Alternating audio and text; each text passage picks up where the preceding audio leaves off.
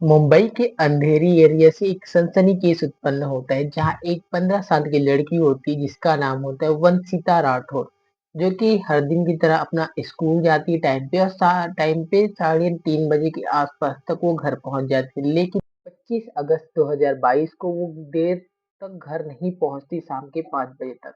तो उसके जो फैमिली वाले होते हैं उसको कॉल करते हैं। कॉल करने के बाद कॉल जो होता है वो स्विच ऑफ आता है और काफी देर हो चुका होता है। तो उसके फैमिली वाले फिर क्या करते हैं, सबसे पहले स्कूल पहुँचते हैं, स्कूल में पूछते हैं कि क्या वंशिता आई थी? तो उस दिन वंशिता नहीं आई थी, तो आखिर गई कहाँ? अब पूरा दिन गुजरने वाला था, गुजर चुका था, रात का टाइम हो चुका था, लेकिन वंशिता का कोई पता नहीं चल पा रहा था। तभी उसके फैमिली वाले जाते अंधेरी पुलिस के पास और वहाँ बताते हैं कि उनकी 15 साल की लड़की स्कूल जाने के लिए निकली थी, लेकिन वो स्कूल गई ही नहीं थी और पता नहीं कहाँ गायब हो गई है। तो इतने में फिर पुलिस जो है वो मामला दर्ज कर लेती है। फिर आ जाता है दूसरे दिन 26 अगस्त 2022 की। सबसे पहले पुलिस पहुंचती है स्कूल। स्कूल पहुंचने के बाद छानबीन किया जाता है तो पता चलता है कि 25 अगस्त 2022 को जो वंशिता नाम की लड़की होती है वो स्कूल आ ही नहीं थी। तो फिर यहाँ चौंकाने वाली बात थी। और अभी की डेट में नॉर्मल हो गया है मोबाइल फोन स्कूल लेके जाना।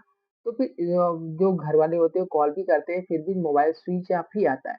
तो फिर क्या होता है, पुलिस जो है जिस रास्ते पे वंशिता राठौर इसको अक्सर आया जाया करती थी उस लाइन पे सीसीटीवी कैमरेस होते हैं। तो वो सीसीटीवी फुटेज को निकालते हैं, तभी उसको पता चलता है कि वंशिता राठौर जो है उस दिन वो स्कूल के लिए निकली तो थी, लेकिन वो स्कूल वाले रास्ते से नहीं जाके वो दूसरे रास्ते से जाती है और दूसरे रास्ते से जाने के बाद 2 लड़कों से मिलती है और मिलने के बाद उनके बाइक में बैठ के वो चली जाती है।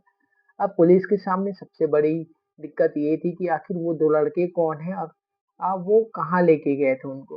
फिर क्या है, जो वंशिता राठौर होती है उन उसका मोबाइल ट्रैक किया जाता है, लोकेशन ट्रैक करके देखा जाता है और उसमें से सीटीआर वगैरह निकाला जाता है तो एक नंबर उत्पन्न होता है जिसका नाम होता है संतोष।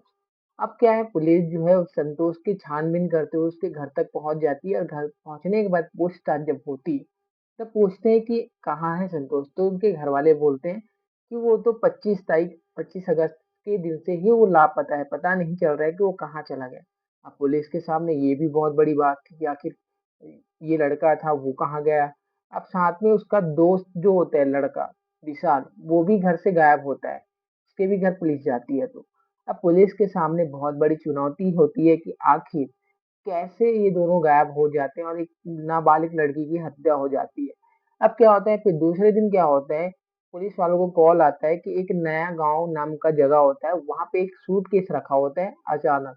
तो वहाँ के गाँव वाले पुलिस को कॉल करते हैं, फिर कॉल करने के बाद मौके पे पुलिस पहुँचती है, सूटकेस को बरामद करती है, बरामद करने के बाद फिर जब उसको खोला जाता है तो उसमें से एक लड़की की लाश निकलती है जो कि 13, 14, 15 साल की होती है। फिर वो समझ जाते हैं पुलिस वाले कि जिस लड़की का अभी हमने केस दर्ज किया था, एफआईआर लिखा था, शायद वही लड़की ये ना निकल जाए। फिर वंशिता राठौर के घर में इन्फॉर्म किया जाता है, घर वाले मौके पे पहुँचते हैं, तो लाश को दिखाया जाता है तो लड़की उस उन्हीं की होती है, वो पहचान जाते हैं। अब क्या है, ये केस और भी ज़्यादा सनसनी हो चुका था। अब क्या है, उन दोनों लड़कों का पता नहीं चल पाया था, वो फरार हो गए थे। तभी पुलिस दिमाग लगाती है कि अगर कोई भी ऐसा काम करता है तो वो तुरंत भागने की कोशिश करता है। ये भी लोग भाग चुके हैं तो भागने का रास्ता एक ही है, ये ट्रेन से ही गए होंगे। तो फिर वो क्या करते हैं, रेलवे स्टेशन के सारे सीसीटीवी के कैमरे को चेक करते हैं तो पता चलता है कि 2 लड़के जो अ, संतोष और विशाल नाम का होता है वो जोधपुर एक्सप्रेस में चढ़ते हैं और चढ़ने के बाद वो जयपुर में उतरते हैं। फिर पुलिस को क्या है, जो जोधपुर से लेके जो जोधपुर एक्सप्रेस है, उस रेल लाइन के जितने भी सीसीटीवी कैमरेस होते हैं, उसको चेक कराया जाता है। तो पता चलता है कि वो जयपुर में उतरे हैं, जयपुर के बाद वो अजमेर जाते हैं, अजमेर के बाद वो जम्मू कश्मीर जाते हैं, वैष्णो देवी के दर्शन करते हैं, उसके बाद गुजरात जाते हैं। लास्ट लोकेशन दिखा रहा था गुजरात का। फिर क्या होता है, मौके पे पुलिस उनको ढूँढते हुए, लोकेशन ट्रैक करते हुए उनको गुजरात से हिरासत में ले लिया जाता है। हिरासत में दोनों को लेने के बाद दोनों को मुंबई लाया जाता है और पूछताछ किया जाता है आखिर तुमने वंशिता का हत्या क्यों किया? तो लड़के बताते हैं कि जो वंशिता थी वो उस दिन हमारे साथ ही गई थी, हमने कुछ टाइम टाइम स्पेंड किया, उसके बाद जो वंशिता थी वो जा रही थी और बोल रही थी कि हमारा लास्ट मिलन है, इसके बाद हम नहीं मिलने वाले क्योंकि उनके पेरेंट्स उसको अलाउ नहीं करते। तो इसी गुस्से में फिर क्या करते हैं दोनों दोस्त क्या करते हैं चाकू से बारी-बारी से मारते हैं, कम से कम 20 से 22 बार उसको मारते हैं जब तक वो मर नहीं जाती। उसके बाद उसको एक कंबल से लपेट के सूटकेस के ज़रिए उसको ई-रिक्शा लेके वो रेलवे स्टेशन पहुँचते हैं, रेलवे स्टेशन से जोधपुर एक्सप्रेस में चढ़ते हैं और उसमें जैसे ही एक होता है मतलब ब्रिज आता है, उस ब्रिज से उसको धक्का देके गिरा देते हैं। फिर वो भाग जाते हैं जयपुर, जयपुर से अजमेर, अजमेर से जम्मू-कश्मीर, जम्मू-कश्मीर से फिर वो चले जाते हैं गुजरात। फिर यहाँ पे पुलिस को ये समझ नहीं आ रहा था जब वंशिका उसकी दोस्त है, वंशिता जो राठौर है वो अब संतोष की दोस्त है, तो आखिर कत्ल क्यों किया गया? तो फिर डिटेल से जब पूछताछ किया गया तब बताया गया संतोष के द्वारा कि कैसे उन दोनों का ऑनलाइन फ्रेंड बने, फ्रेंड के बाद कॉल पे आए, कॉल पे आए मिलना स्टार्ट हुआ।